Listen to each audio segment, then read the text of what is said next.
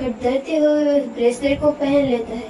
जैसे ही आर्यन ब्रेसलेट को पहनता है, उसके शरीर में बिजली का झटका लगता है। ब्रेसलेट पहनते ही फिर से आवाज आता है, आर्यन, कुछ समय ध्यान में बैठ जाओ। जिसके ब्रेसलेट से जो भी ऊर्जा तुम्हारे शरीर में गया है, वो तुम्हें शक्ति के स्तर को बढ़ा देगा। ये सुनकर आर्यन ध्यान में बैठ जाता है। जैसे ही आर्यन ध्यान में बैठता है, उसे महसूस होता है कि उसका शरीर स्तर बढ़ रहा है, उसकी शक्ति का स्तर बढ़ रहा है।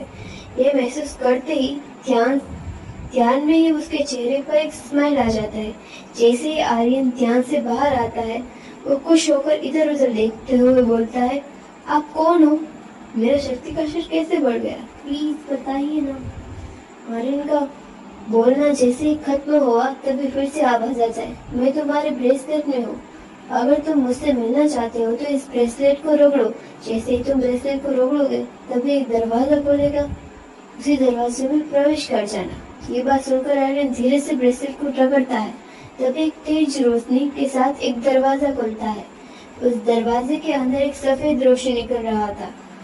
दरवाजा देखकर आर्यन डरते हुए अंदर चला जाता है। जैसे ही आर्यन अंदर जाता है, वो देखता है एक अनोखी दुनिया जो स्वर्ग जैसा सुंदर था। उस दुनिया की सुंदरता को देखकर आर्यन आश्चर्यचकित हो जाता है और मन ही मन सोचता है, कितनी सुंदर जगह है। और फिर इधर उधर देखते लगता है। तभी वो देखता है कि कुछ ही दूर पर एक कुटिया बना हुआ था, जिसके सामने एक आदमी ध्यान में बैठा हुआ है, जिसके चेहरे पर सूर्य जैसा तेज और हल्की सी मुस्कान थी। ये देखकर आर्यन उस कुटिया की ओर चल पड़ता है। जैसे ही आर्यन वहां पहुंचता है, वो आदमी बोला, आओ आर्यन, बैठो मेरे पास। ये सुनकर आर्यन सामने एक चट्टान पर बैठ जाता है। उस आदमी को देखकर आर्यन बोला, आप कौन हो और मैं कहाँ हूँ? क्या मैं मर गया हूँ और अब मैं स्वर्ग में हूँ? आर्यन की बातों को सुनकर वो आदमी हंसते हुए बोला, चिंता मत करो, तुम मरे नहीं हो।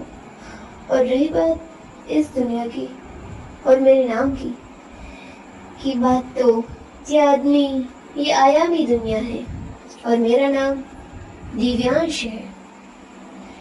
इतना सुनते ही आर्यन आश्चर्यचकित होते हुए बोला, क्या आप दिव्य